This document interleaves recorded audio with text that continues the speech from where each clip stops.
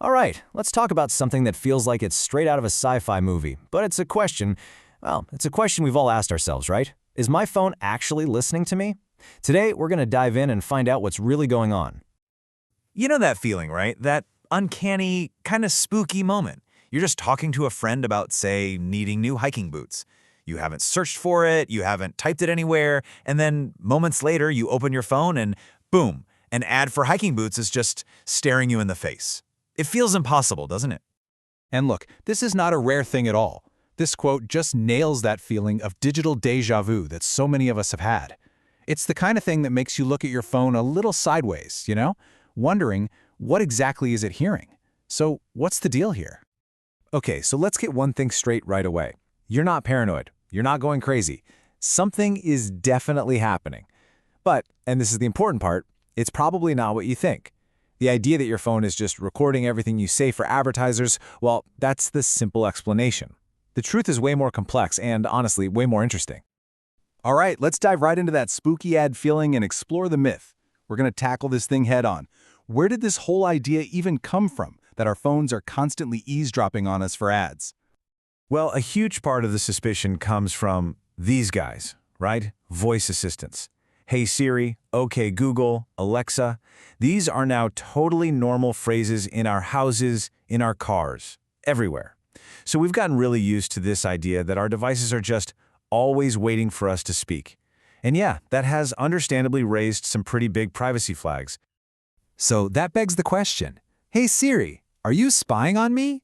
Let's break down how these voice assistants actually work. I mean, it really seems like they have to be listening all the time, right? But the secret is all in how they listen. Okay, so here's the absolute key, the difference between passive and active listening. Most of the time, your device is in a passive listening state. Think of it like it's dozing. It's using a tiny bit of power to listen for just one single thing, that wake word. And, this is crucial, all of that is happening right there on your phone. Nothing is being sent to the cloud. It's only after it hears that magic phrase, like, hey Siri, that it wakes up, switches to active listening, and then starts recording to send your question off to the cloud for an answer. This little breakdown shows the process perfectly. Step 1, the device is just listening locally for that wake word. Step 2, it hears it. Now and only now does it start to record. Step 3, that little recording gets sent to the cloud. And step 4, the server sends back your answer. The big takeaway here is that the recording doesn't start until after it hears that wake word. It's not recording you 24/7. Okay, fine. So that's how voice assistants work. But what about some sneaky app?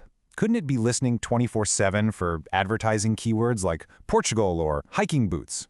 Well, it's a good question. But when you actually look at the logistics of it, the whole theory starts to fall apart pretty quickly. I mean, just look at the practical problems here. If an app was constantly recording you and sending all that audio somewhere, it would be an absolute nightmare for your phone. For starters, your battery would be dead in like an hour or two. And your data plan? Forget about it. You'd burn through gigabytes of data every single day. It's just way too clumsy, way too inefficient, and honestly, the risk of getting caught would be huge. So if constant eavesdropping is basically off the table, then what is going on? How are those ads so creepily accurate? This is where we get to the real data trail, the tracking you can't hear. And trust me, it's way more powerful. So, here's the million-dollar question, right? If it's not the microphone listening to your every word, then how in the world do they know what you want? The answer? It's your digital footprint. Think about it. They have this massive, tangled web of data all about you. They track your search history, they track the websites you visit with cookies, they track your location data, your purchase history, your social media activity.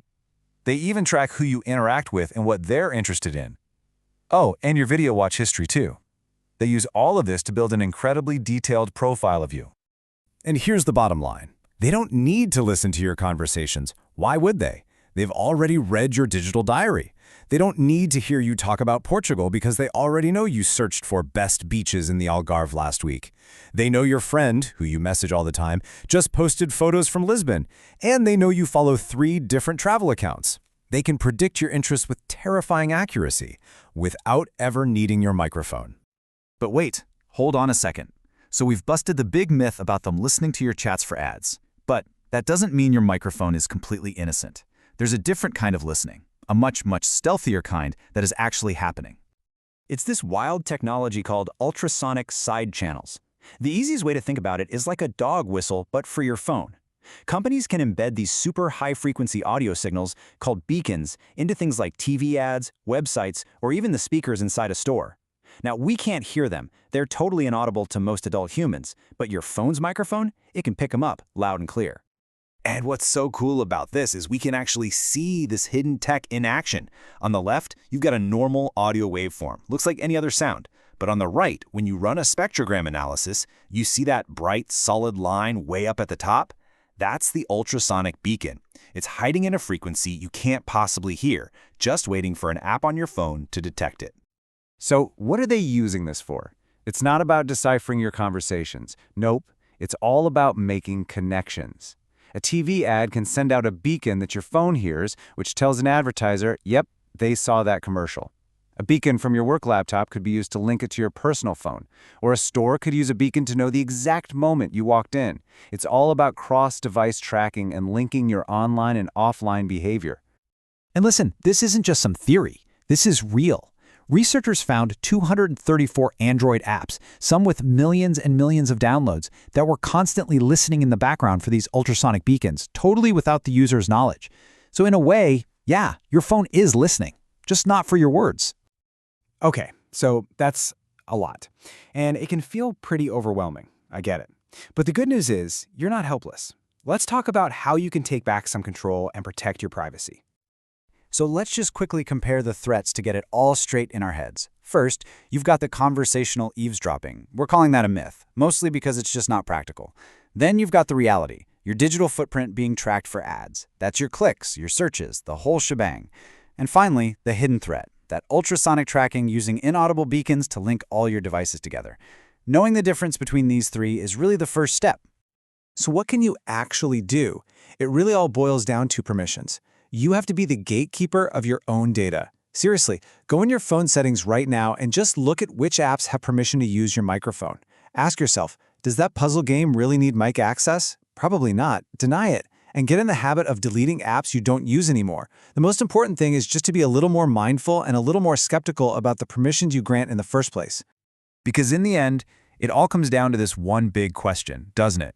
Convenience versus privacy. Where do you draw the line? Look, in this hyper-connected world, we're making these trade-offs every single day. The goal isn't to throw your phone in a river and live off the grid. It's just to be informed. Because when you understand how this stuff really works, you can make much smarter, more conscious decisions about where you and your data draw that line.